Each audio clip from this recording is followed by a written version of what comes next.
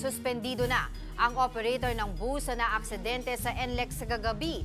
13 ang sugatan sa nangyari. Magbabalita si Hannibal Talete. Wasak ang harapan ng bus na ito matapos bumangga sa kasabay na truck sa North Luzon Expressway sa bahagi ng Valenzuela City kagabi. Sa video, kita mga pasaherong natulala sa nangyayari. Ang isang sugatan sa aksidente, kasama pa raw ang kanyang lola. Bago po kami bumangga sa dump truck, bumangga po muna kami sa close bag. Tsaka po kami bumangga sa dump truck ng sobrang lakas. May mga sugat siya sa kamay at paa. Ang kanyang lola, sa mata naman tinamaan. Ayun po, nasa hospital mo ngayon, nasa Isabing. Ano naging tama ng lola mo? Dito po sa may mata, namamaga po. Lumabas naman sa investigasyon ng mga pulis.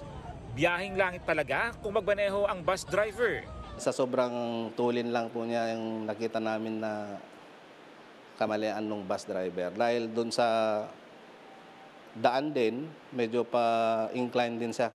Nasa 13 sakay ng pampasaherong bus ang sugatan sa aksidente. Kasama na ang konduktor nito. Ang sabi ng company ng bus, willing silang sagutin kung ano man yung mga gastusin ng mga biktima na nasa ospital. Galing Bulacan at biyahing pamonumento ang bus. Habang dump truck, papunta sana ng Taguig para mag-deliver ng buhangin mula Porac, Pampanga. Handa naman daw sagutin ng bus company ang gastusin sa mga pasaherong isinugod sa ospital. Pero suspendido muna ang operasyon nila. Ayon mismo kay Transportation Secretary Vince Dizon, sasagutin umano ng bus company ang lahat ng gastusin ng mga pasaherong dinala sa ospital.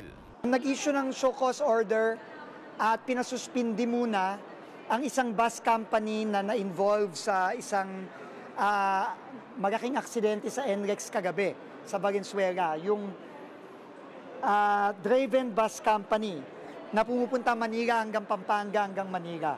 Na-involve ito sa isang aksidente kagabi at ito pinasuspindi muna ng LTFRB. Ako si Hannibal Talete para sa 1PH.